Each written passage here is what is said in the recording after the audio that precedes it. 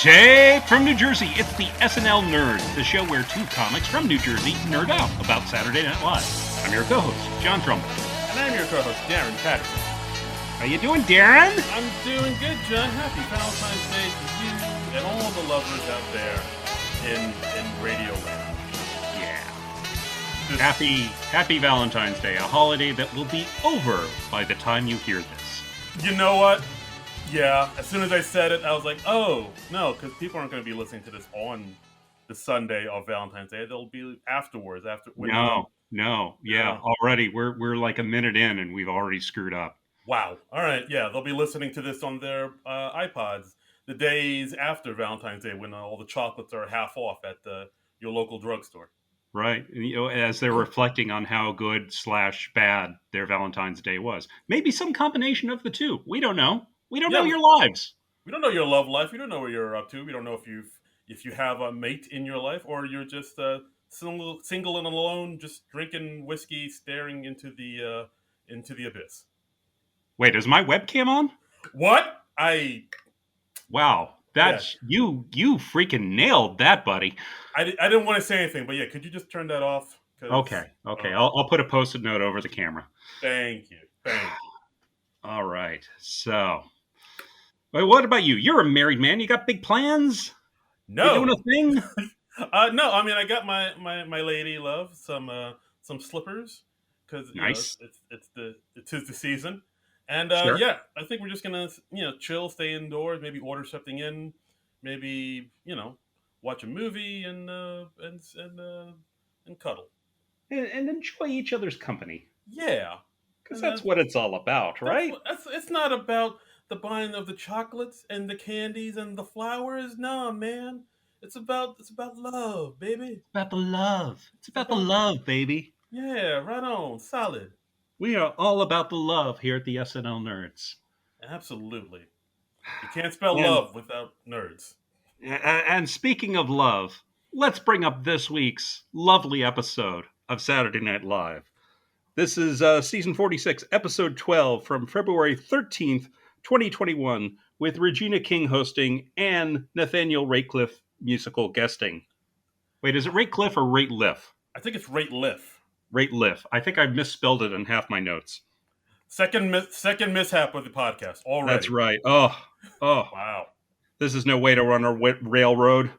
Yeah, no, this is, wow. We're right off the rails, I wrote down Rateliff in my notes, and I'm looking at the YouTube, and yeah, it is Rateliff, but I immediately second-guessed myself as I was reading it. So it's Rateliff. Our apologies to Nathaniel Rateliff. Yeah, apologies to them and the Night Sweats. The Night Sweats is a weird name for a band, right? It's kind of cool, but it's kind of weird. That'd be a good name for like a punk band, rather than. I heard that. I heard he was introduced for the second number of Nathaniel Rateliff and the Night Sweats, and I was like, "What? His band is called the Night Sweats?" Yeah, that is not a positive connotation. Working on the Night Sweats. I was hoping to hear that. So, did you want to talk a little before we get into the show? Or should we just dive in? What do you want to do? I think we should just dive in. I'll say everything I have to say while we go through this episode, because this episode was Yeah. This is this one's gonna leave a mark, you guys. Yeah. I mean, which it sucks. I wish it didn't. I mean, we got to be honest on this podcast. We always champion when the episodes do really well and really great, and when they don't do great, we have to call it out. And it's not that we take no pleasure in saying all the negative things about an episode when they don't do well, but And this episode, I think we're going to say all the negative things. Very many negative things will be left unsaid, I think, by the time we are done. Yeah, this episode was a bit of a boof, but let's get into it. Okay, so starting out, we have our cold open, which is the second impeachment trial cold open, which means it was probably largely written on Saturday. Yeah, Yeah, I can see that because because we didn't know how the second impeachment trial was ending until Saturday afternoon, and and yeah, this cold open really reflected that. yeah. So we had Alex Moffat as Tucker Carlson talking about the impeachment. He brings on Kate McKinnon as Lindsey Graham. I will say I was really impressed with the makeup job on Kate McKinnon. Yeah, there we go. There's some positive talk. Yeah. They made her look a lot like Lindsey Graham, and I also enjoyed the running gag of having Kate McKinnon play prominent Republicans as weird troll men. Yes, that's a good thing. I think that's always fun. Um, and yeah, they were talking about how because Trump was acquitted, um, how now the country should focus on the things that are really important, like locking up Hillary and freeing Britney Spears. Yeah, I mean Because that was just a yeah because Britney's in the news for her dad and that court case and yeah, everything. that documentary that dropped this week, I haven't watched it yet, but I might check it out. Yeah, I haven't seen it either, but like I have, it is trending on the Twitters and what have you. So I maybe I'll I check hear it out. things. I hear things. Justin I Timberlake he issued an apology to Britney and to Janet Jackson. Yeah, Miss Jackson, if you're nasty. Uh, Yeah. Perhaps he should have just called her Miss Jackson yeah, it is. because Yeah, I mean, I do remember like growing up with that whole Britney Spears thing where she was in the news all the time just because she was having like a mental breakdown, and I don't know. I remember like a lot of late night talk show hosts kind of goofing on it. yeah, Even back then, I wasn't comfortable with that. I was like, this feels kind of gross. But yeah, like it seems like now people are sort of catching up to that. What was going on back then, saying yeah, that was just like gross. and I think they use this in the Britney Spears documentary, from what I understand. Like Craig Ferguson, because when he was hosting the Late Late Show, he did this whole impromptu monologue about how he was not going to make fun of Britney Spears because she was obviously troubled and going through a tough time, and he kind of related that to his own struggles with sobriety and mental health and all that. And that's really good. You should look that up on YouTube and watch that in full. I really miss Craig Ferguson, by the way. Yeah, yeah, guys, if you haven't seen Craig Ferguson, go back and watch him because he was like the guy that was really changing late night. He was like really Yeah, doing different stuff. Like everybody else back he then was kind of following the same template, but he was like really taking chances. And I mean, unfortunately, he never really got the props he deserved. But like he was really doing no some different no. shit. There's a great YouTube channel called Jay Leno Fly that has a lot of clips of Craig Ferguson, and I go to that channel quite a bit because I still miss Craig Ferguson. It's been like 5-6 years since he left the airwaves, and anyway, we should probably talk more about the cold open of SNL. Should we? I'd rather talk about Craig Ferguson. So would I. So would I. I'd like to, maybe we should stay at least sort of focused. Um, All right. so we also had A.D. Bryant as Ted Cruz, with Ted Cruz and his unfortunate beard. We had Mikey Day as we had, and then they flashed to bits of the trial with Mikey Day as Trump lawyer Bruce Castor, Pete Davidson as I believe it was another Trump lawyer, Michael Van Verveen, which they Yes. say means man of the penis. Ha! And they had a thing where he mispronounced the names of Kamala Harris and several other people. He says, "Did I mispronounce the names of all these women of color on purpose or out of ignorance? You'll never know." Um, Ha! yeah, Pete Davidson in a political sketch just seems wrong somehow.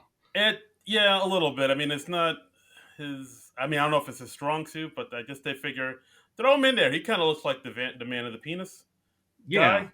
yeah. Did you watch much or any of the impeachment trial? No, I was like, I can't have that infect my soul. I'd rather Yeah. do something that makes me feel better. So I think I just watched like a bunch of like Jesus and Marrow or something fun or funnier to just lift my Yeah, spirits. yeah. I knew it would probably get me wound up and angry, so I didn't watch much outside of like the summaries on the news. Yeah, Um, same here. yeah. And let's see, we also had Beck Bennett as Foghorn Leghorn slash Mitch McConnell. I do enjoy Beck's Mitch McConnell. Yeah, that was good. Like he had that one point where he finally let loose what he really thought of Trump, and he was like, "Oh, thank God, I was holding that in for, I was holding all that in my neck for like 4 years." Like, oh hey, there are crumbs underneath my neck or something like that. Like, Yeah, yeah, that was funny. I don't know if I agree with that take that Mitch McConnell actually dislikes Trump. Uh, I don't know. I don't know. The man has no soul. I don't know what he likes and Yeah, doesn't like. yeah. I think at best he regards or regarded Trump as like a useful idiot.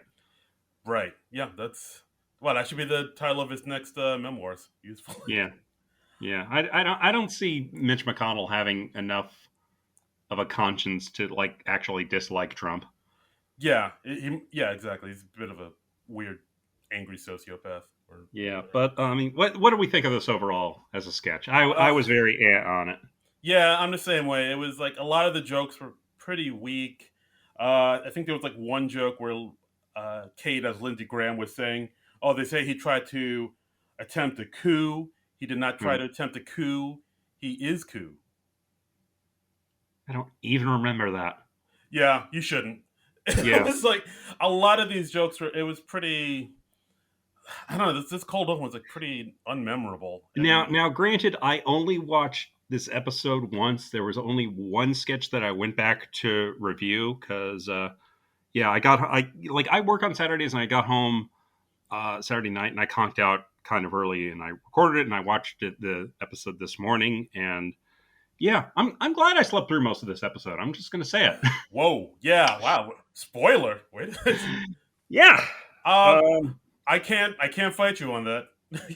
yeah. um, This it was a very beginning, and I feel like I'm really starting to feel the reduced audiences that they have in the studio because yeah, of COVID concerns. yeah, no, that was really felt too, like throughout this whole episode, where the audience just really wasn't there for it. And I know, I mean, we've talked about it before, like how it's a reduced audience, like you said, because of Yeah. COVID. But I mean, there were some. I remember there being some, like the show last week with Dan Levy or Levy, Uh like huh. like his. I think the audience was better in that episode. Like they were more upped and amped and pumped up. But like Yeah, this I one, mean, even that had episodes where it felt like the audience wasn't very responsive, and I think they're still doing that thing where they're making up the audience out of first responders. So maybe I don't know. Maybe they're just not. Maybe first responders aren't terribly good audiences. I don't know. yeah, there was one point where, like you said, where like Mikey was the guy in court, Mikey Day, Yeah. and he was doing his spiel, and he Hmm. was just not getting a lot of laughs at all. Like, dare I say, he was bombing with that material. It was quite. Yeah, yeah, and I don't. I mean, I think that does have an effect on it. If you don't hear an audience laughing very much, things just seem less funny by default. Yeah, But I don't think that's all of what was going on here. You know? yeah, that's true. It was a little bit of, I mean, again, throughout the whole episode, like it was a little bit of the audience really not being there for it, and the writing not really being strong enough. I Yeah. thought. And yeah, so this cold open was ugh, this not great. Yeah, very amp beginning to the show, I thought. Um, all right, next we got the Regina King monologue. Came out in like this bright yellow dress, kind of like a highlighter color, I thought. Yeah. Sassy. Yes. And she had a funny line in the beginning. She was like, if you're black, you probably know me for such and so. If you're white, you probably know me for Watchmen or this monologue right now. Yeah, and I thought that's the direction they were gonna go with the monologue, which is Hmm. actually a pretty good direction. I actually like that because like I have noticed, like I've heard it on a few other podcasts, SNL podcasts too, where they when they mentioned that Regina was gonna host this episode, I think a lot of the hosts were white guys. They're saying, "Oh yeah, Regina King, I know her from The Watchmen." SNL podcast host, you mean? Yeah, yeah. They were like, Okay. yeah, they were like, oh yeah, Regina King. I know her from Watchmen, and I don't know, not much else, but like, I'm happy to see what she'll do.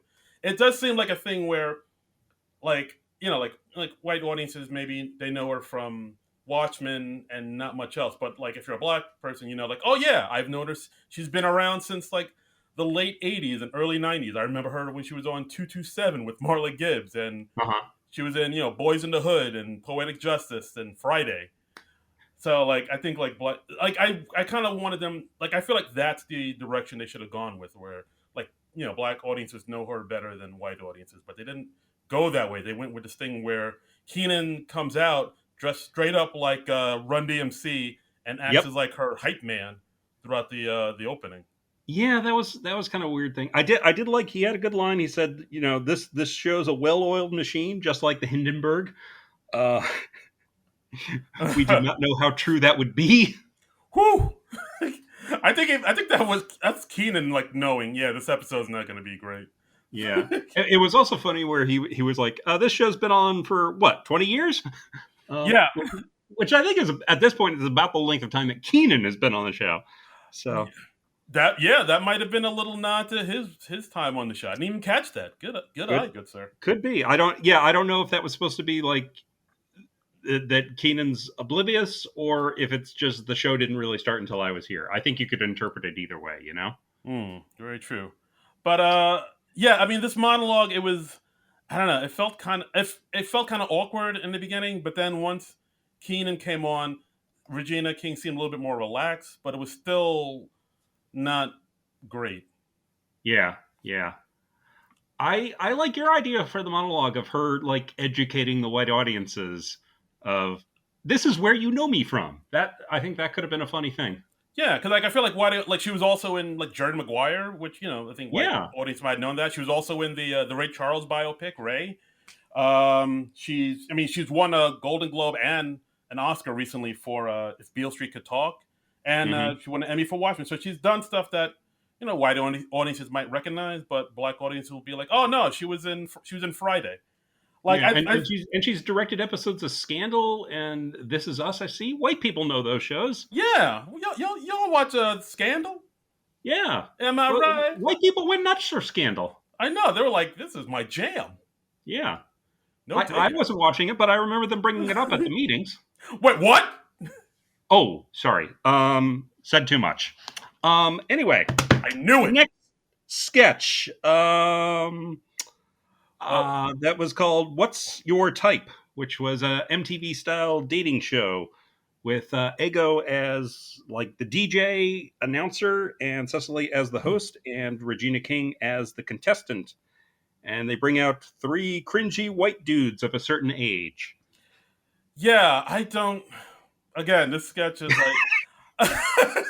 I think I don't, and then you sighing. I think that sums up so much. Yeah, because I mean, like the premise of the sketch, I guess, is that Regina King is a woman of a certain age. Because they mentioned right up top that she's like 39 and a half, Yeah. and like she's getting older, so she's looking for a cringy, needy white dude to worship her. Hmm. And like, so then they have Alex and Kyle and Mikey Hmm. Day as like cringy white dudes saying cringy white dudes things like, "Oh, how excited Yep. are you for Kamala Harris, Yas Queen?" And Yeah. I mean, I don't. And Alex Moffat comes. He's got like the Kangol hat, and he comes out. He's singing "Two Princes" by the Spin Doctors.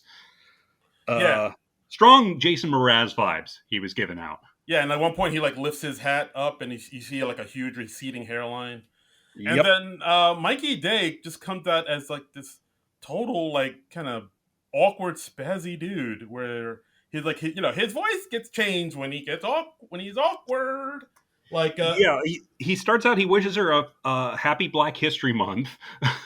So we're getting off to a cringy beginning, and then he just starts free associating like Robin Williams at his worst. oh yes, oh Oh yes, oh no yeah. no no no. Cover discover oh.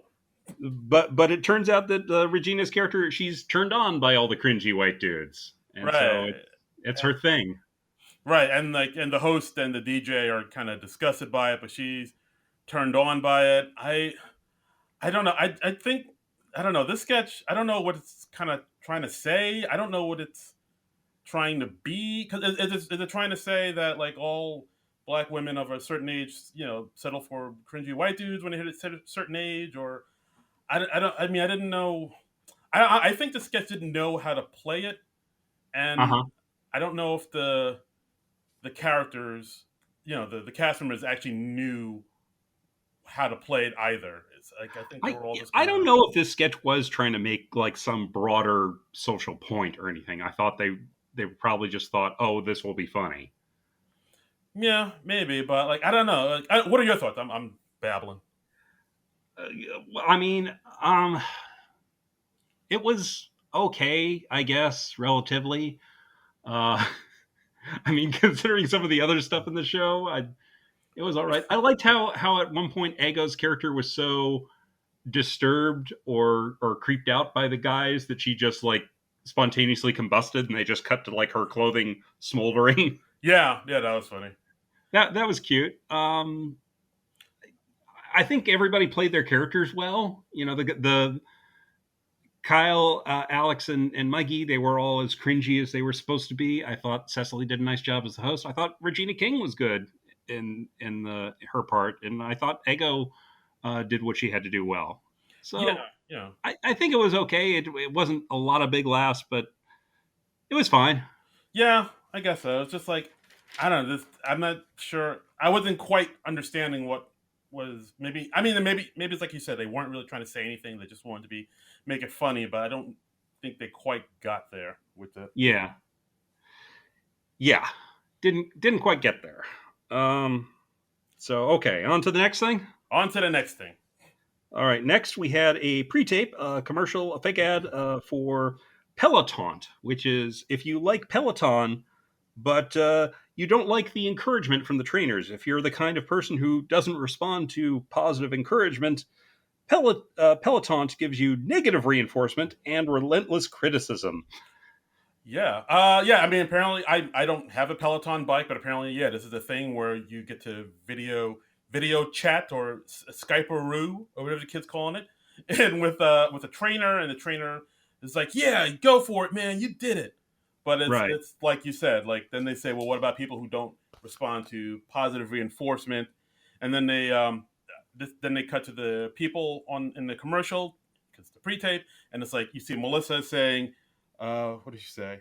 Oh, if I hear the phrase "you can do this," I literally won't just to prove a point. Right. Um, I actually like this. This one I thought was funny. I think it was absolutely the best thing in the show. Yeah, no, I Uh, agree. This was like it's a great concept. It was mhm. a great execution. Yeah, this is the sketch of the night. They packed a lot of funny jokes in there. They were because like they went into specifics about all the ways these trainers were giving you negative reinforcement. They were like, "We give you our patented passive aggression, snotty disdain, insincere praise, avoidant attachment style." Like at one point, like somebody's on their Peloton bike and you just see two trainers talking, whispering about them Right, just to because make you paranoid.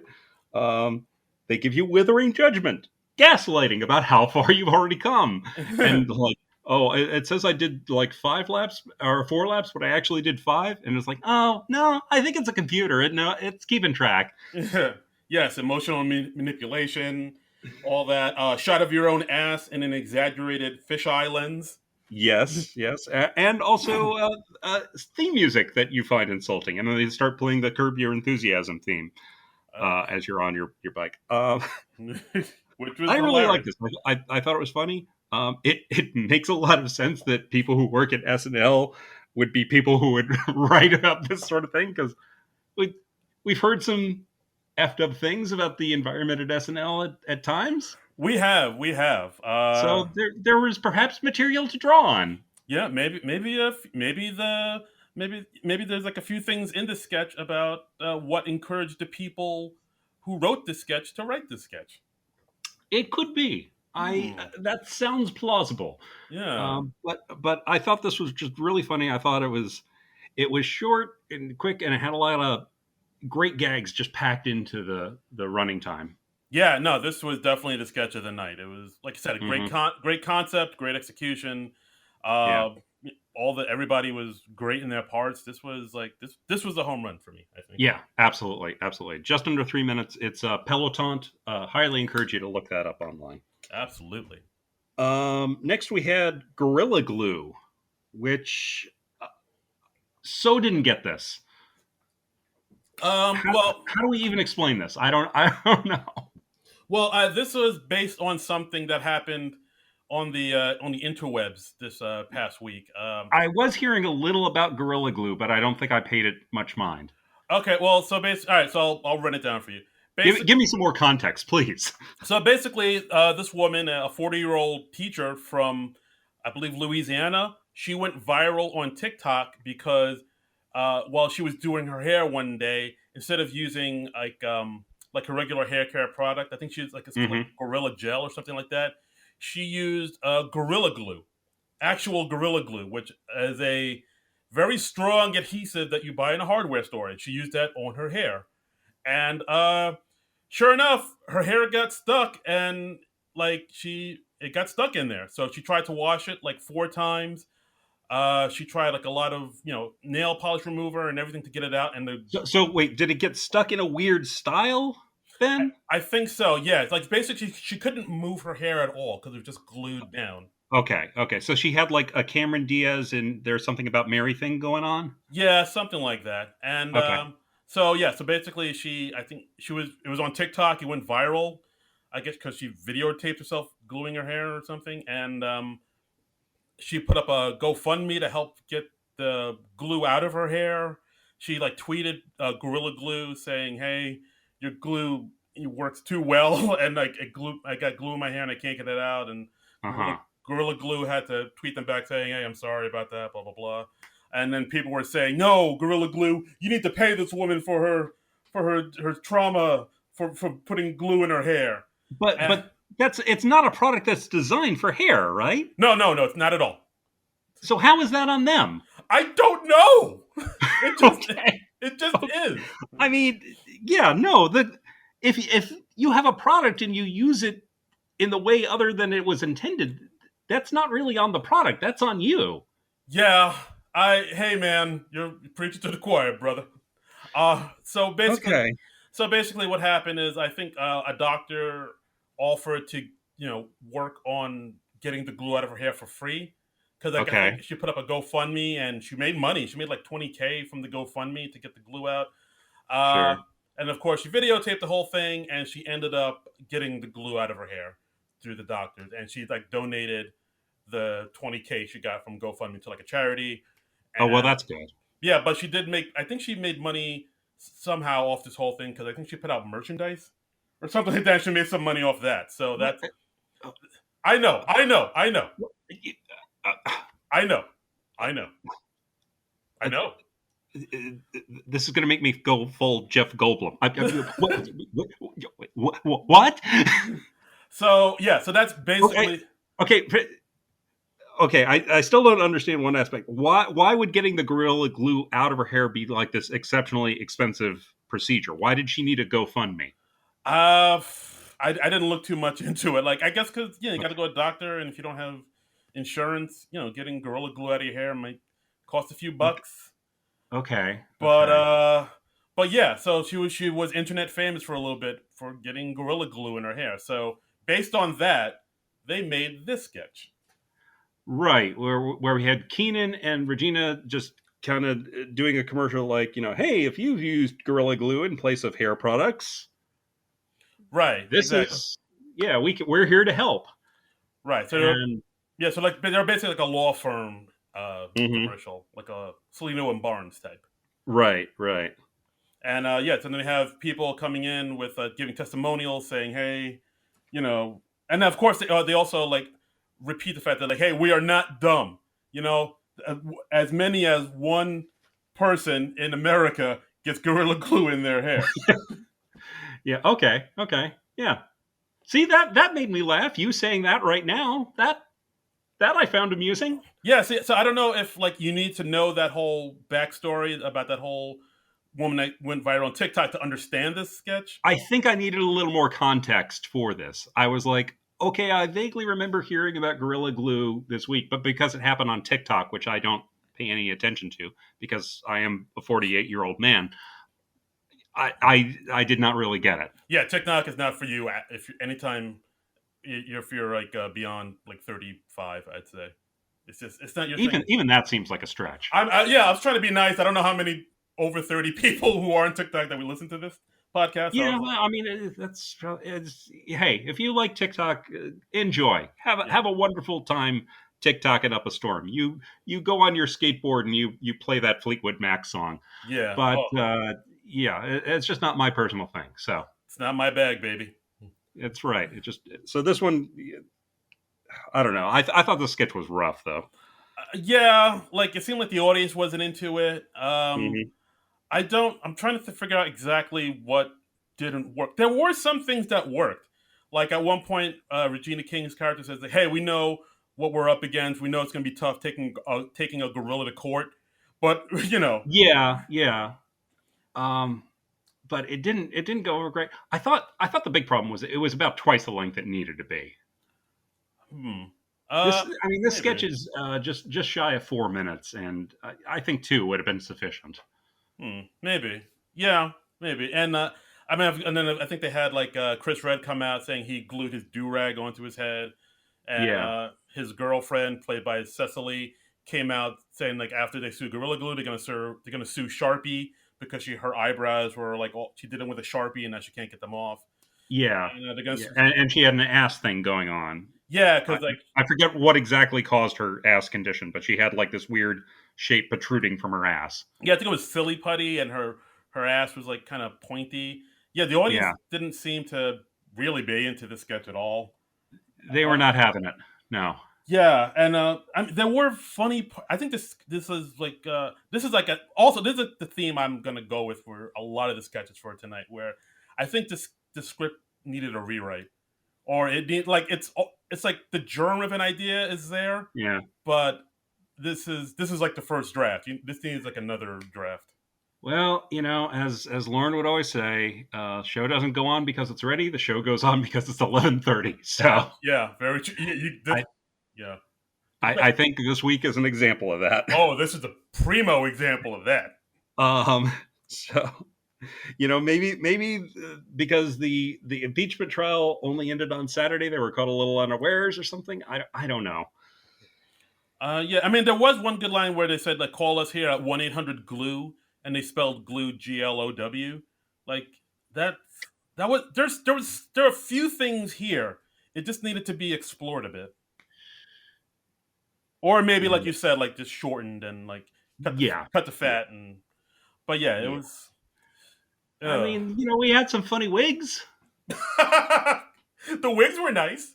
We had some funny wigs. We had a comical ass thing going on. Those Yeah. should be great comedy ingredients, but no, She had a pointy didn't butt. work.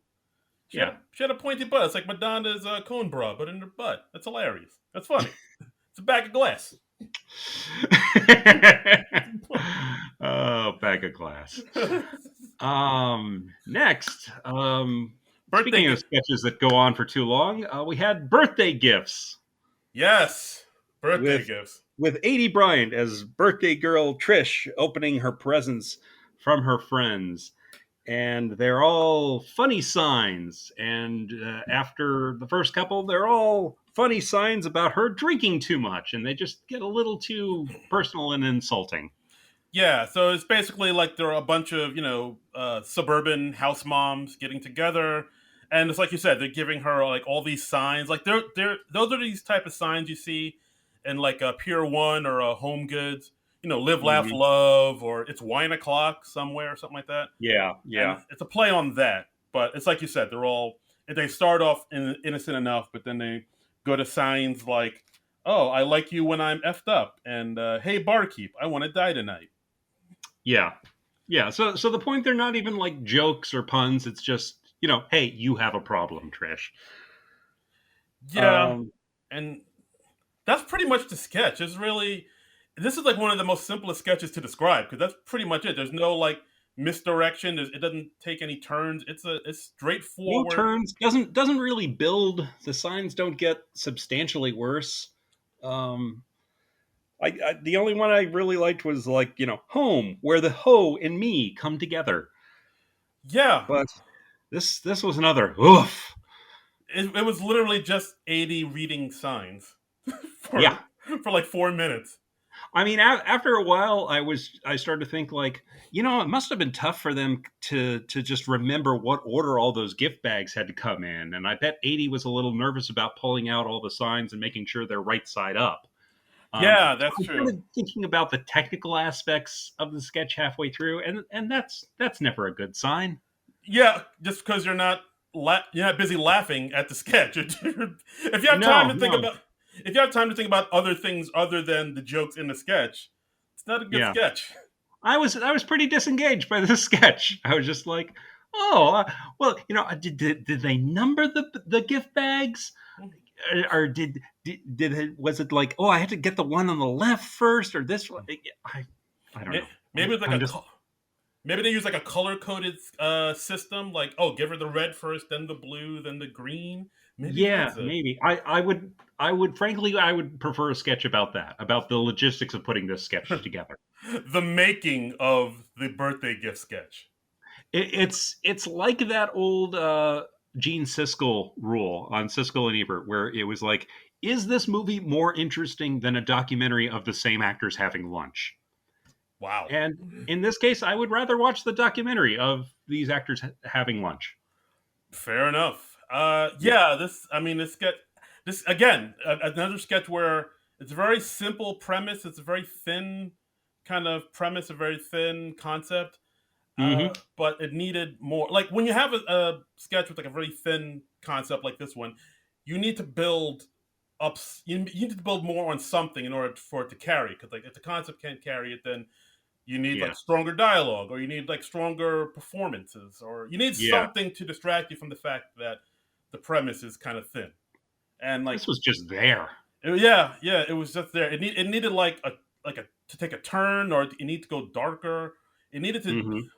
it needed to go in Like, I some don't type of know, direction. like maybe 80's character could have her own signs in retaliation that she gives as gifts to her guests or something. I don't know. Yeah, but like this is again another sketch where it's kind of something there, but it needed another rewrite, or it needed another Yeah, they draft. needed to get more outrageous somehow. Right. They need They to needed to build more, like you said. exactly. Exactly. So All right. 4 for 4. Well, actually no, the Peloton sketch was good. So Peloton, gold. right. That I'd like to airlift that sketch and put it into another better show surrounding it. But agreed. Yeah. Actually, was Regina King in that sketch at all? No, she was not. So I'm wondering if that was because it was a pre-tape. Maybe it was done for an earlier episode and it was put into this one. Hmm. I mean, Possibly. it's possible, I guess. Yeah, very possible. So who knows? Okay. On to the next sketch. Another pre-tape called "The Negotiator," with Regina King as a police hostage negotiator, with Mikey Day as a guy holding hostages on the roof, and Regina ate some gummy bears that were in an evidence bag that were infused with "quote unquote" love. So she had some weed gummy bears, you guys. Yeah, and the whole sketch is just her tripping, and Hmm. and that's literally the whole sketch. It's like it's her trying to do her job, but then she's tripping balls on Hmm. uh on the gummy bear. We see Pete Davidson in a giant gummy bear suit on the roof with Mikey Day and Andrew Dismukes, Yep. and Pete singing a little song. I'm a weed gummy. I'm a weed gummy, and then we see 80 Bryant in a little gummy bear suit singing "I'm a There's a weed gummy." second weed gummy bear. Yeah, two of them. Like, Two of them. rule of twos. And then and then Melissa Villasenor shows up as Marge Simpson. Um, she does a nice Marge Simpson, and they did a nice job making her up to look like Marge Simpson. That I found, not so much amusing, but mildly interesting. Yeah, and of course Regina's like, "Oh, Marge Simpson, what are you doing up there?" And she says, "Like, I'm not Marge Simpson. I'm the devil, and you're my greatest creation." And like they sing it. The whole thing is a huge, big trip. Basically, this whole sketch is just like one big weird. Like, I really feel like somebody wrote this at 5 in the morning Yeah, after not getting a lot of sleep, and yeah. just just had Lord knows what in their system. I'm sure it seemed like a good idea at 5 in the morning, or maybe it was just an idea. Yeah, like They were like, this will eat up 4 minutes of airtime. Yeah, this whole. I mean, it's. I can't say I didn't like the sketch. It was. Oh, I can. Oh, okay, all right. Here we go. I did not like this sketch. Okay. I didn't think it was great. I like Melissa's. Nor did I. Okay. Melissa's impression of March Simpson was cool. Yeah, that was cool. Yeah, I would like to see that in another sketch. Yeah, but yeah, for the most part, this was just kind of trippy, weird nonsense. I'll say. Yeah, just kind of weird for the sake of being weird. It seems like something they would have put in the 10-1 slot, but Yeah, absolutely, this definitely belonged in the 10-1 slot. Yeah, but I don't know. This was just like kind of stoner type of what's happening here type of sketch. Yep, and maybe I would have liked it more if I was a stoner. I don't know, but I'm not, so I didn't. Well, what you gonna do? Your loss. Yeah, I guess so. So next we had our musical guest for the week, Nathaniel Rateliff, whose name is not Rateliff, and my apologies to Nathaniel Rateliff again. His first number was Redemption. His second number with the Night Sweats was A Little Honey. Yeah. What do we think of him?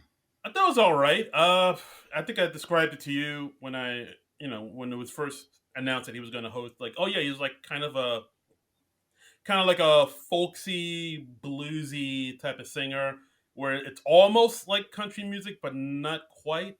And yeah, that's pretty much it. Like, there are no big shocks or surprises. It's pretty much like straightforward performances. He's a good singer. I don't know why. I thought I heard like a little Joe Cocker kind of in his voice when he sings. I got a little hint of the Joe Cocker. Yeah, I could see that. Like a little bit in the second number. Yeah. Yeah, but yeah, for the most part, I thought it was okay. It was kind of like coffee shop folk music. Yeah. I thought.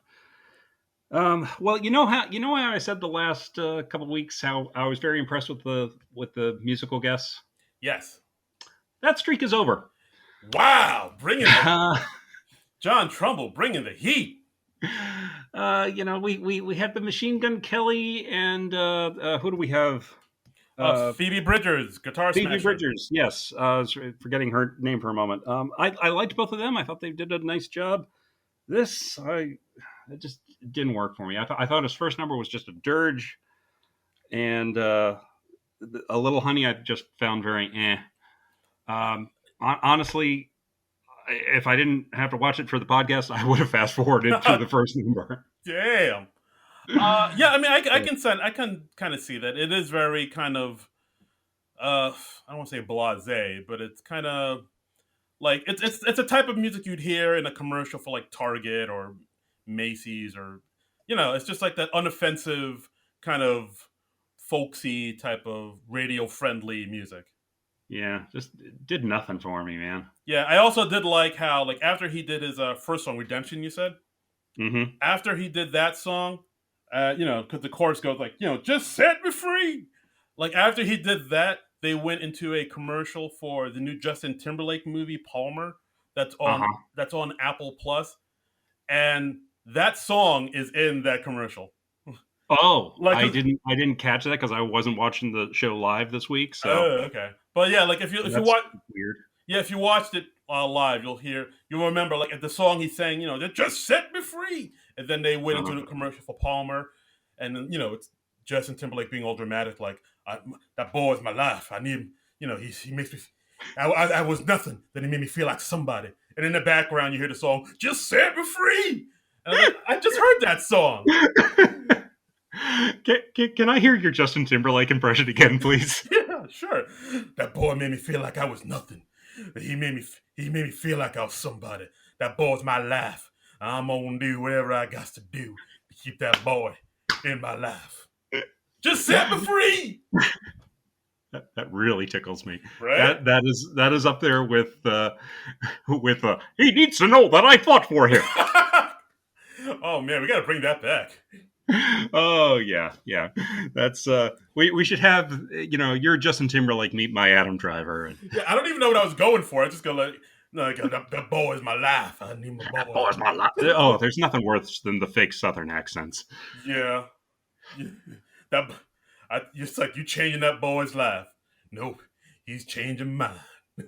You remember Just that? What was the movie where the guy from Dawson's Creek played a football player and had John Voight? Varsity Blues.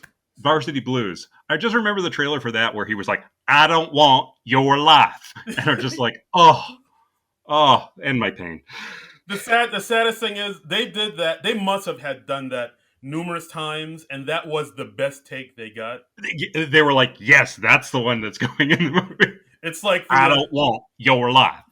yeah, it's like the oh hi Mark moment in Room. Yeah, Room. yeah. You're just like, oh, okay, all It's right. like that was the best you got. Oh, Yeah, that does not but speak well for the rest of the movie. yeah, at the end of the first Daniel Rateliff song, they have that usual thing that they have on SNL where it's like, you know, want to hear more? Hey Siri, play more. And I was like, no, I do not want to hear more. Hey, No, thank you. hey Siri, play anything else but Nathaniel Rateliff. Yes. I was like, yes. Hey Siri, never play me Nathaniel Rateliff. Thank you, Siri. Dude, never play Nathaniel Rateliff. All right, so Woo!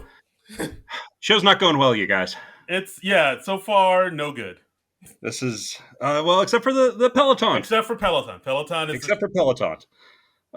So let's see if Weekend Update can turn it around. We got the Weekend Update with Colin Jost and the Michael Shea. Shay.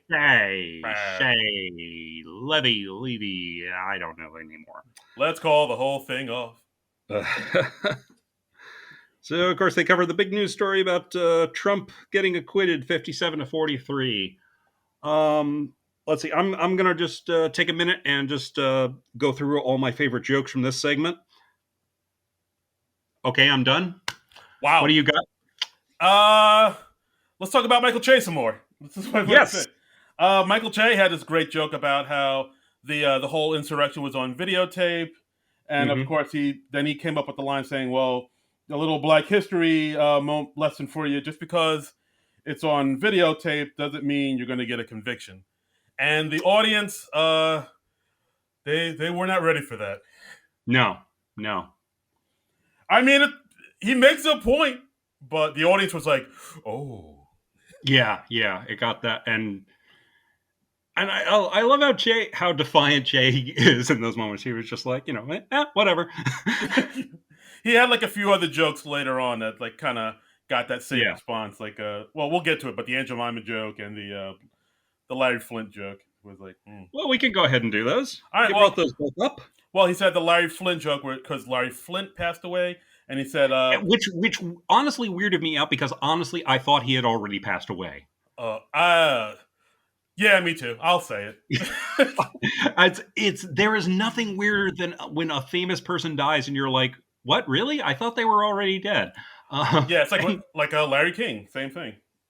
All the Larrys. Larry King I knew was alive, but Larry Flint, I sincerely thought he was dead. I'm not. Yeah, I'm not gonna lie and pretend like I was like. Of course, I knew he was alive. I was like, no, I kind of thought. Because I don't think Larry Flint had really been in my head since they made the movie about him, and that was like over 20 years ago. Because that was like late 90s, I think. Right. Yeah, that's back when like Courtney Love was like going to be like a serious actor, and people said she was good in the movie, but then she got nominated for an Oscar, as I recall. So yeah, but then and I remember her being good, and I saw the movie. It was a good movie. Yeah, but anyway, Larry Flint. So the joke goes, Larry Flint died this weekend, and the family says in lieu of flowers that people send full bushes. That's a solid joke. That's a solid joke, but I think the audience was like, "Oh," they were kind of weird. Yeah. And then the Aunt Jemima joke was saying they were saying basically how Aunt Jemima is going to change its name now to the Pearl Milling Company. Pearl Milling, of course, being the woman that owned Aunt Jemima. Yeah, another solid joke. the audience was like kind of weirded out by that, but you heard there was one person that was like, "Ha ha!" And you know what? Like, if you get that reaction in like your stand-up act, that's almost more satisfying than everyone in the room laughing. It really is. If you hit like one person really hard, oh, that's great. It really is. It's like you and me, guy, just you and me. Yeah, We're the you only know, like, ones that oh, well, that one guy really liked it. we're the only ones that get it. I love you, man. What do you think of the Aunt Jemima name change thing? Yeah, I mean I'm fine with it. I mean I guess I see people's point. It is a little racist and slavey. Oh, 100%. And I remember, was it like back in the 90s that they remade the Aunt Jemima character to make her like they removed the rag from her head and they gave her a hairstyle so now she was like this hip lovable aunt. Yes, she had auntie vibes. But yeah, I do remember like as a kid seeing in the bottle where she did have like her hair done up. It was like like a mammy type of Oh yeah, person. no, I totally remember that from when I was a kid in the 70s and 80s. Yeah, and then they just kind of got rid of that and just gave her like a fresh new do, a fresh perm. And, Yeah, to make her a little less mammy, I guess, for lack of a better term.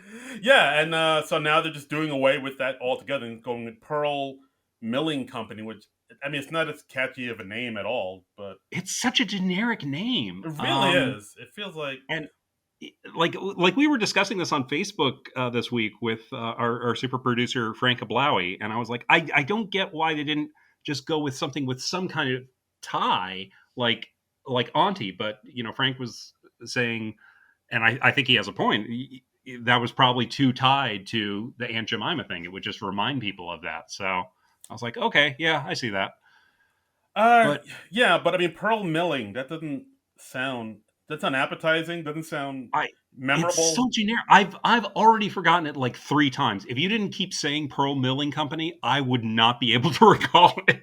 Yeah, no, I'm the same way. I don't know how they're gonna, promote this and get it in people's consciousness and make. But I don't know.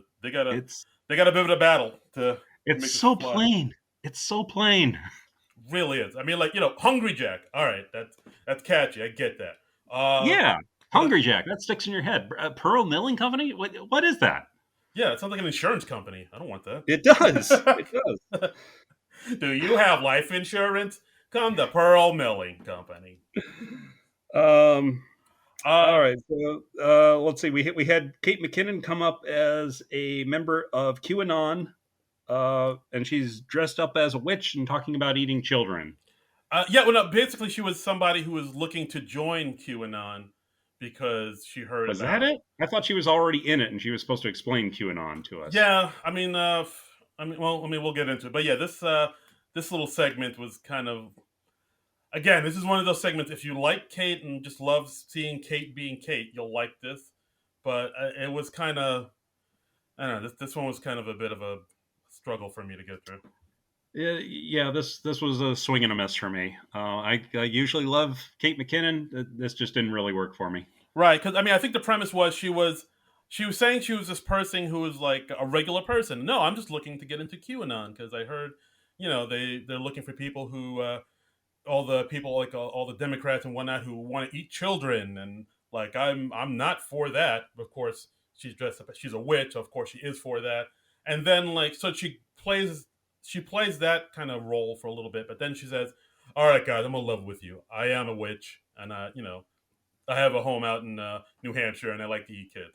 And then she goes on to sort of compare QAnon to witches, where again, like that's something that should have been the bit. There is Yeah, something to that where like QAnon, they want to defeat people who eat kids and like and how there was something there. Again, there's something there, but they kind of padded it out with this other stuff that was kind of not necessary. Like I saw somebody on Twitter is saying this about this episode, how it feels like there's like a lot of filler in all of the sketches yeah. where there is a germ of an idea that needed to be worked out and worked on, but they didn't really do that. They just kind of filled it up with all this other, extraneous stuff that doesn't really add to the sketch and it just kind of drags and takes up time. And I felt like Yeah, the I just thought it was very muddled. It's just weird. yeah, it just needs to be more focused. Like if they focus on that thing about how like oh yeah, QAnon is after Democrats because they say they eat kids, and like as somebody who actually does eat kids, I'm offended by that. Like or something like that. Like there could have been something about like the Yeah. comparison between Democrats and QAnon and witches. Like there's something there, but it didn't really come together like it should have. Okay. I feel like we've given this segment more attention than it deserves. Yeah, sorry. No, it's fine. Um, let's see. We that Colin told a joke about Morgan Wallen because again he said the N word, and I had missed this in the news. Apparently, since then, since that scandal broke, his album sales have gone up 1,000% Yeah. because people are horrible. Yep. Sure are. Um, and then Colin says a joke that you just know Shay wrote, where it's Yeah. like, and that would happen to us if only NBC would let me say the N word. Yeah. And then like Che looked at him like, ooh, Yeah. kind of shook his head disapprovingly. No. I gotta give Colin points for being such a good sport as to read those jokes where Shay's trying to get him canceled. Yeah, yeah. Yeah, I thought that joke was okay enough. Yeah. So then next up we got Lauren Holt, new cast member, getting her own little segment as Mm-hmm. a relationship expert, Mackenzie Taylor Joy. Yes. Talking about fun things to do for Valentine's Day, and then right at the beginning of her segment, she gets dumped by text message. Yeah, and so then it's just her kind of having this breakdown about trying to Mm-hmm. go, talking about how she already rented a tandem bicycle this weekend, but you can ride it by yourself, and Right. put your You can do an Airbnb and be by yourself, where it gets dark at 4 o'clock and you're just left alone with your thoughts in the darkness. uh Uh, yeah. this was all right. She did a little smeared mascara thing, kind of Tammy Faye Baker, because she's it's hitting her hard. I Yeah. liked how at the end of the segment she got another text message from her boyfriend saying, "Hey, sexy, I just dumped Mackenzie. Where you at?" And then it was like, "Oh, sorry, wrong number." Yeah, that was funny. And like there was one line I thought I liked where I think Che says, "Hey, you could still go on this, vacation by yourself." And she says, "Oh, what am I going to do? Eat dinner alone? How would that even work?" Yeah. Like, again, I mean, I like the fact that like this new cast member who hasn't really Hmm. gotten a lot to do yet in this season, but like this is like her first big kind of solo moment, got to shine here a Yeah, little bit. it's nice to see her get a showcase. Yeah, but yeah, again, this is like a little thing where it wasn't quite there. Like it needed a little something more than Uh, it was all right. I would say it was fine.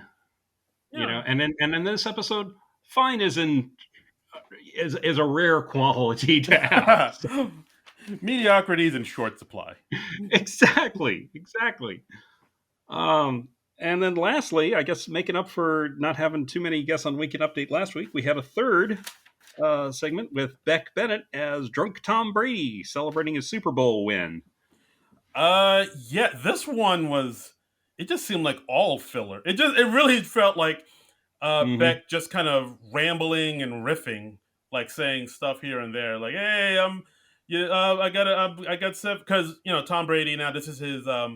He's been to the Super Bowl 10 times. This he And had. it was his seventh win, I believe. So yeah, so people are saying he's like the greatest quarterback of all time, which there's an argument for that. And Right. people saying, "Oh, see, I did it without you, Bill Belichick. You're not my dad anymore." And it's a lot of kind of I don't know where he didn't.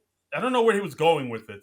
It was just like him, just kind of rambling and talking, and he brings out the Super Bowl trophy. Yeah, replica of it. It was. I found the replica kind of amusing because, like, for a number of years, I worked for Tiffany and Company, which is the company that manufactures the Super Bowl trophy. So I was kind of amused to see, like, a football on a stand that they probably just spray painted to make it look like it. I was like, it doesn't quite look like that, but It really did look like they just spray painted a Nerf football and stuck it on like a 2x4. yeah, I did like him opening a beer on it. Yeah, That was amusing. I guess the joke here was that it's just like Tom Brady letting loose with the celebration because normally he's so disciplined to be the amazing quarterback he is. Yeah, I guess But that was it. And like of course, he brings up the fact that like no one really likes him because yeah, he has a supermodel wife. He wins all the time, and he's just like one of those winners that people don't like because they're winners. And of yeah, course, there's the MAGA stuff, of course. And I think, and then at one that point, doesn't help. it does not.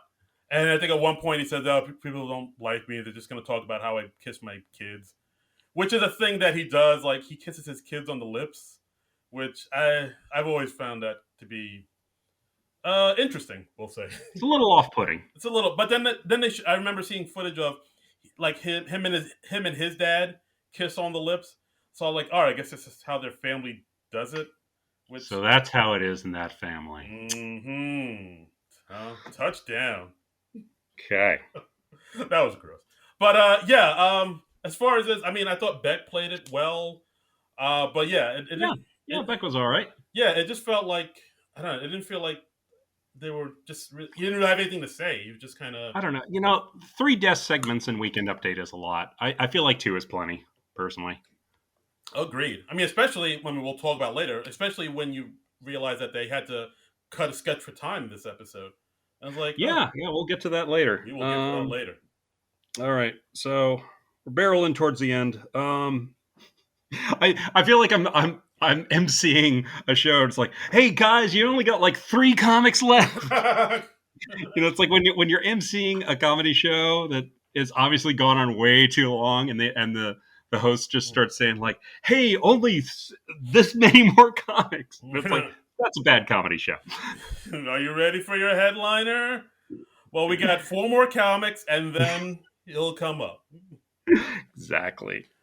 All right. So next we had 70s Green Room, which takes place in Chicago, 1978. So we're breaking out all the Afro wigs and the 70s clothing, platform shoes, butterfly collars, stuff I have in my closet right now.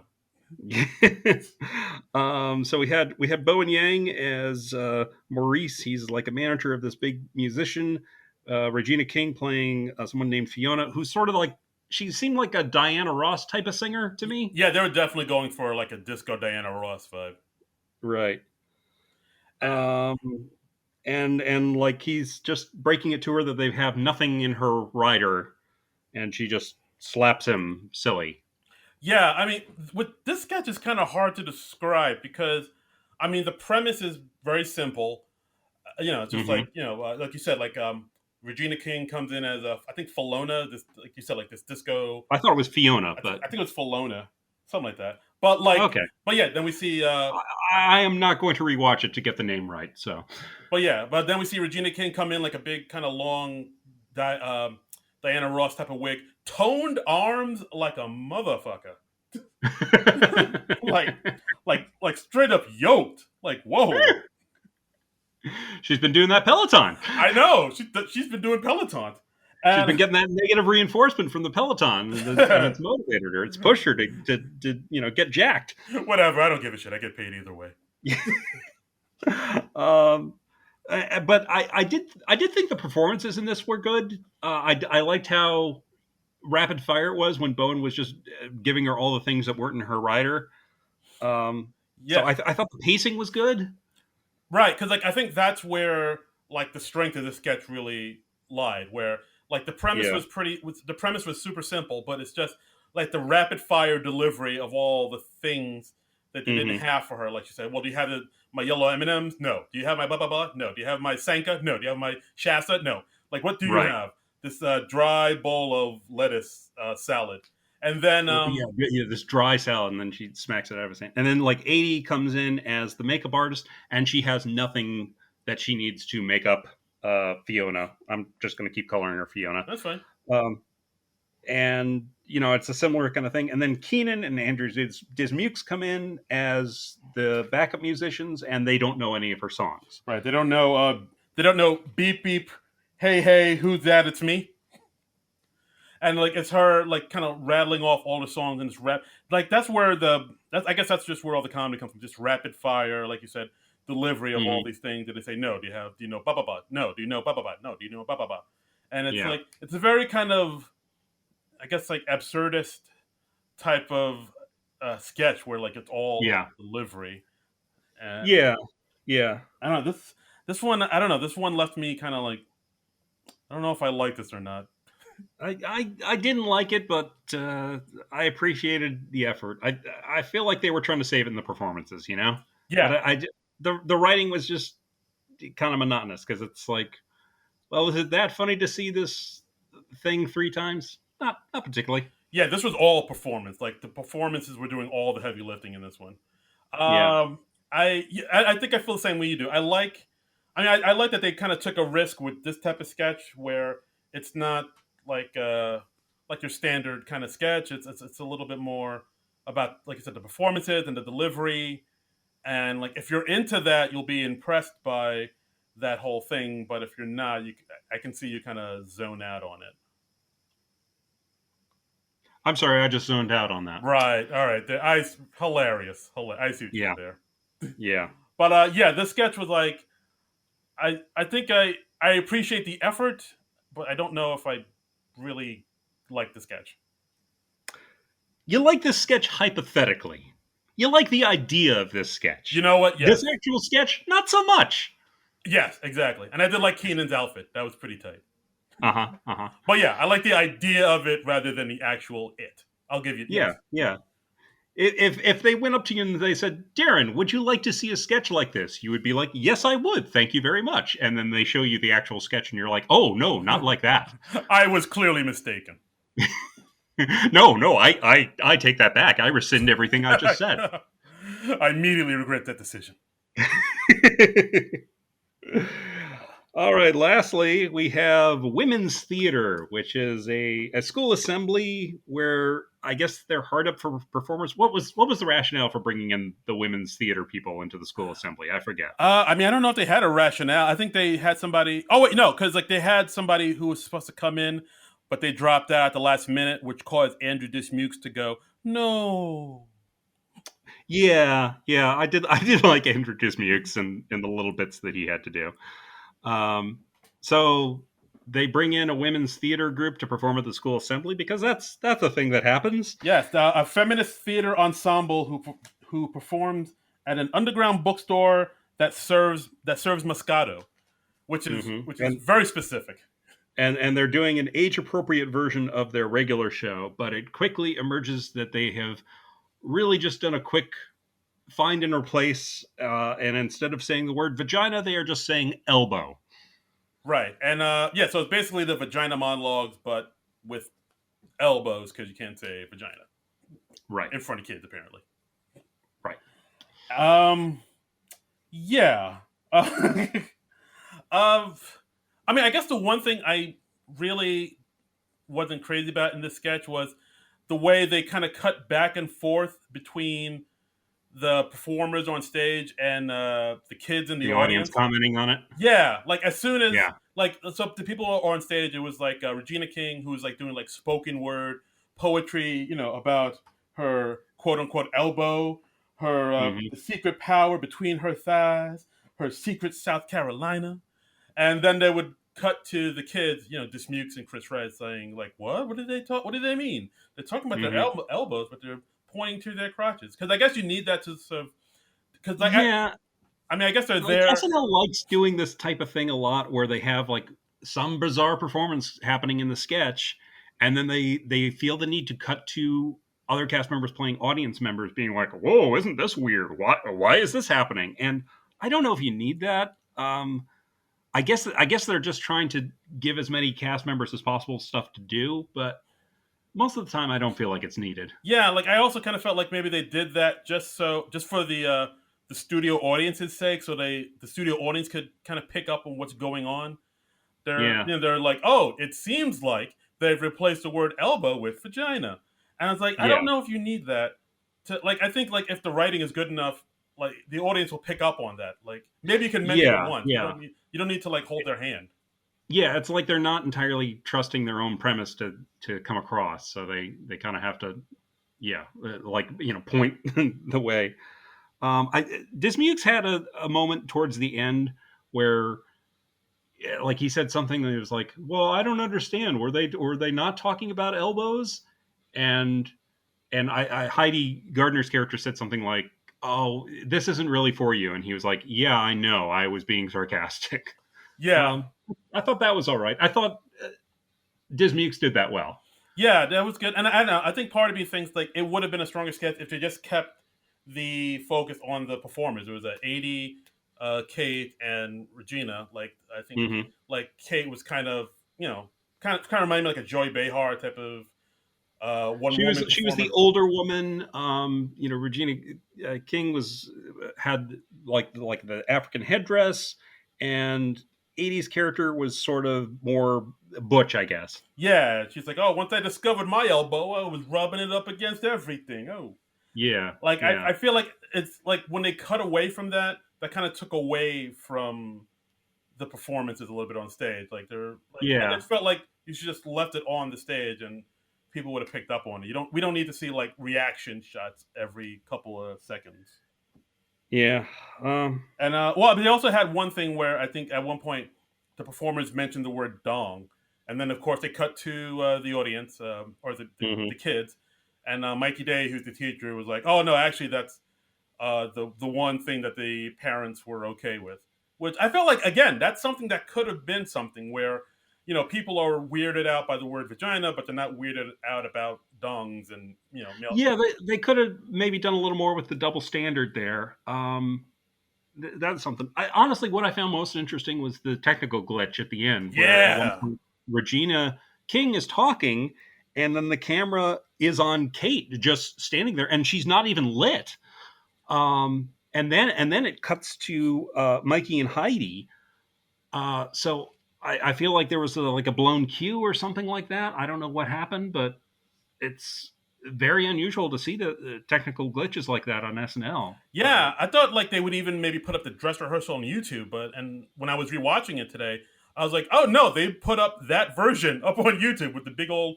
Interesting. I was wondering that too, but I didn't look at the YouTube version because I was like, I don't want to see that sketch again.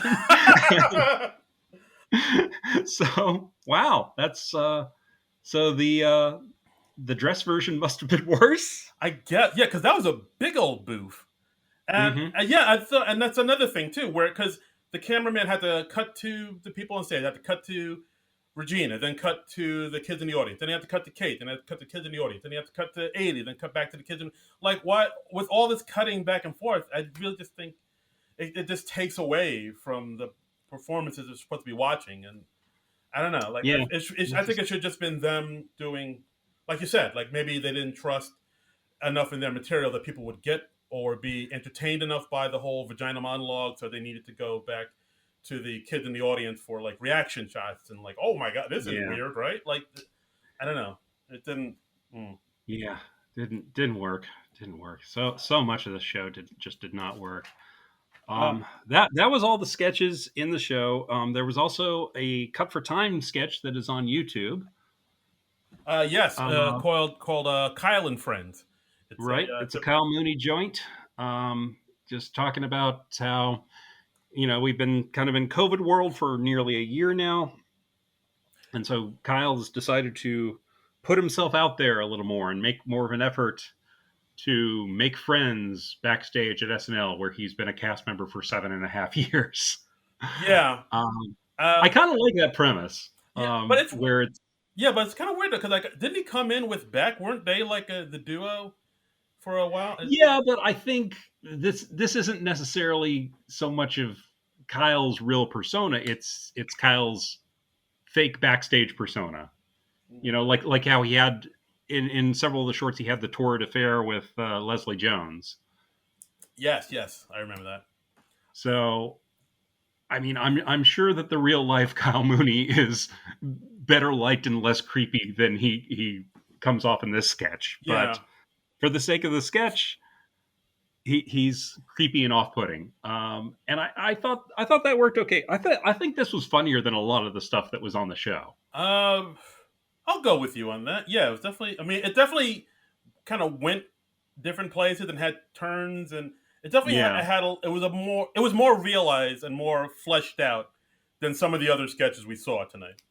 Yeah, I'll and give it that. he's like trying to make connections, but he's doing a really bad job of it. He's like, "Oh, hey, Mikey, I know you have a son, so let me give you this." And he gives him like an SNL rattle, and Mikey's like, "Oh, great, he's 8, but all right."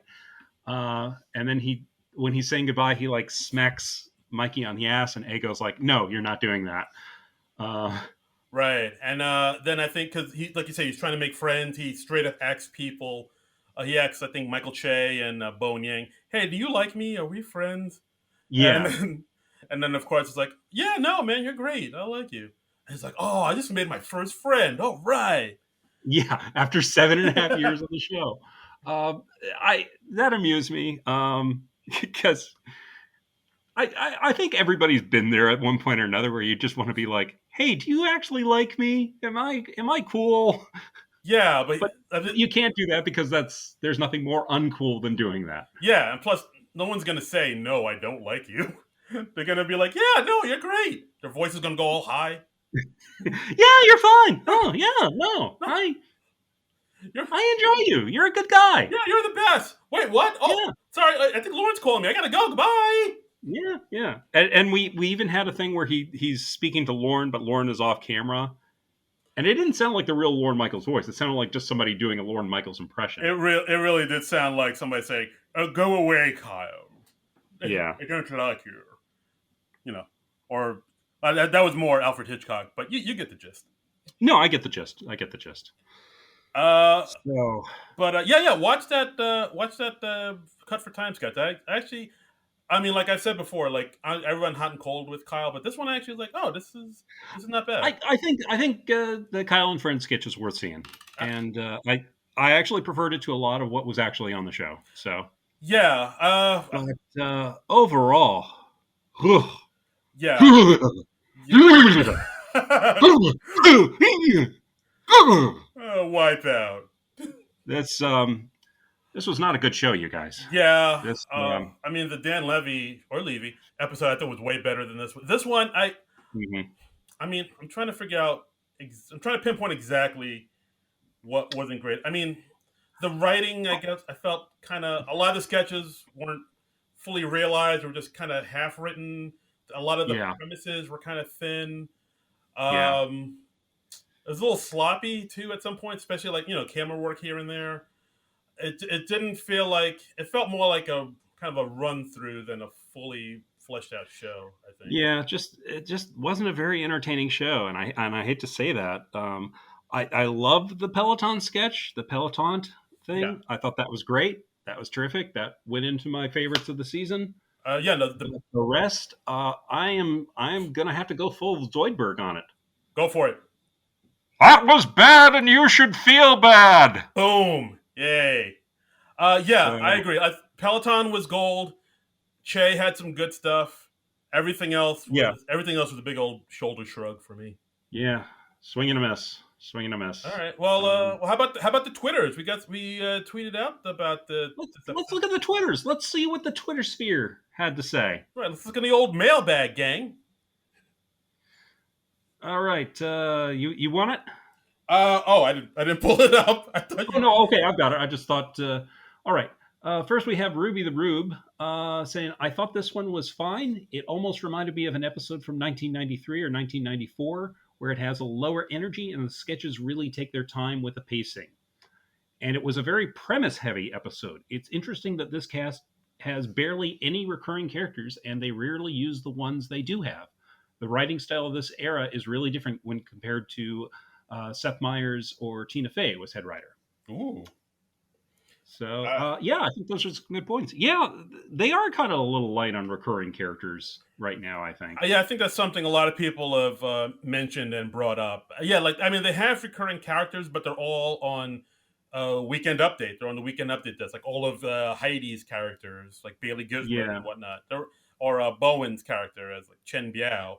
Like they we don't. don't really have too many characters that you build sketches around.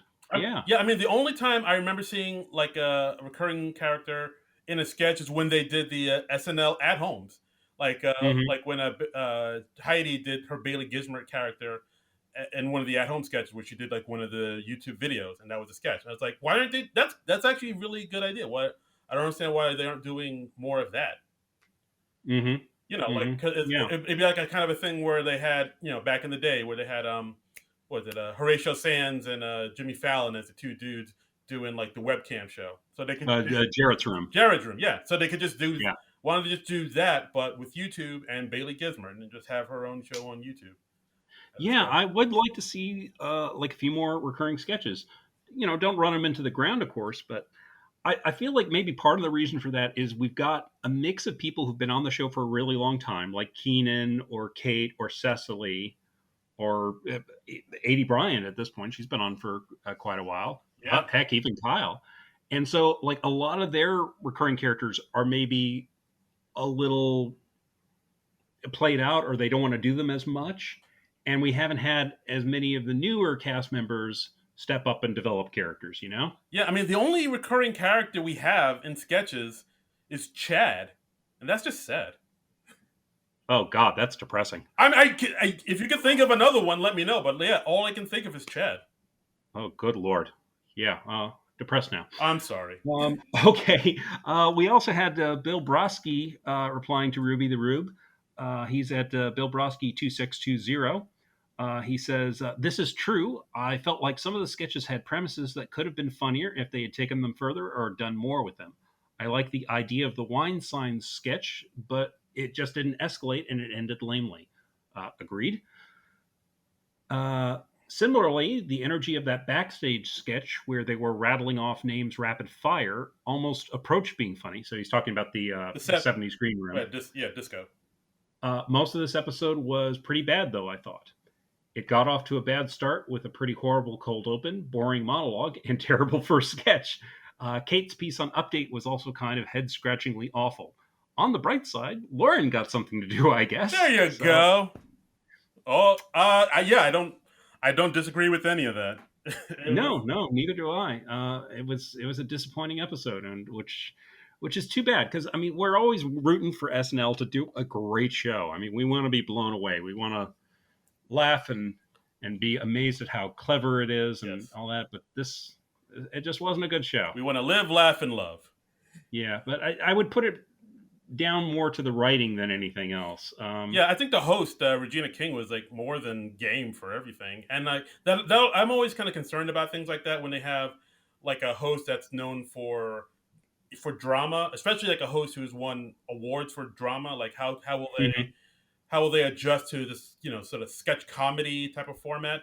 And I thought Regina King did pretty well. She did all right.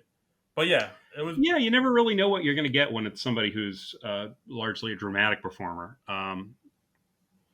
This was fine. She didn't blow me away. And if she comes back, fine. If not, I'm fine with that too. Yeah, So I think it's like you said. This episode was just the writing was just not there, which is a bummer. yeah, which is it's a shame. Next week on SNL, we got Reg Jean Page. Am I saying that right? I think it's Reggae Gene Page. Reggae. Okay. I Reggae. copied down the name on the screen. This is not something someone I'm familiar with. The musical guest is Bad Bunny. Yeah, and like when they announced it on the episode, I think I out loud said, "Who?" And then my wife had to come in and be like, "Oh yeah, no, he's on that show Bridgerton. He's like the Okay. he's like I know that Bridgerton is one of the big trendy shows right now. yeah, he's like the lead, the male lead, and he's like a hot hunky dude, and like people are saying, oh, he could be the next James Bond type of fella. Okay. So like that's Okay. his big claim to fame. I mean, he's like one of these actors that's been around for a bit, but I think he's been acting since he was a kid. But like Bridgerton is like his breakout role, and like the ladies love him because he's easy on the eyes. And now Right. he's hosting SNL. I'm not familiar with any of his work, but I just looked him up on Wikipedia. He's a British Zimbabwean actor. ooh, He is known for playing Chicken George in the 2016 miniseries Roots. oh wow. I'd honestly totally forgotten that they'd remade Roots. That sounds familiar. From 2018 and 2019, he was a regular cast member on the ABC legal drama For the People. And since 2020, he stars in the Netflix period drama Bridgerton as Simon Bassett, Duke of Hastings. So, Okay. So there's So that. yeah, so he's a more recently famous person who's I guess on the trendy side, but Yeah. hey, let's see what he does. Let's give this new kid And a shot. Bad Bunny, are you familiar with Bad Bunny? I'm vaguely familiar with him. I know he's like kind of like a Latin rap reggaeton type of guy. So He is apparently a Puerto Rican rapper. ooh, how about that? So Yeah, it's like big pun. yeah, But yeah, he's like I guess he's like a little bit of like yeah like Latin rapper and a pit bull. I guess that's the best way to yeah. describe him. Dale. All right, so we'll see what they got, and then we got another show after that. I don't believe they've announced who's coming to the show after They have not. that, but we should have 2 more episodes in this cycle because it was going to be 5 in a row. So yeah, so your guess for that episode is as good as ours. But I don't know. Hopefully, the next episode will be a lot better than this one because this one was, oh boy, Yeah, I'd like to see them bounce back. I'd like to see a return to form. absolutely. So And yeah, that's the episode, guys. Thanks again for listening, as always. If you want to, follow us on the Twitter, you can at SNL Nerds Show. We, tweet at us. We will always be quick to respond back. We're good like that. And if you want to follow me on Twitter or Instagram, follow me at Darren Credible. That's DARIN Credible. and you can follow me on Twitter and Instagram at TrumbleComic at TRUMBULL and the word comic. And you can just follow us on the Non-Productive Network as well, and check out the other shows and contribute to our Patreon. Yes, do all of those things. Pretty please. Yes.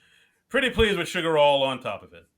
And please, if you enjoy the show and you are so inclined, please give us a review on Apple Podcasts or wherever you listen to podcasts, because it really does help the show. Yeah, just don't say we're boring AF, because we already got one of those. So put something nice up, like we're great AF. Yeah, there you go. Let's counteract that one, because the only thing that destroys hate is love. Very true. See, Valentine's Day brought it all back. See what I did there? You go. We came full circle. Yeah. Came full circle. You did it, buddy. Love is love.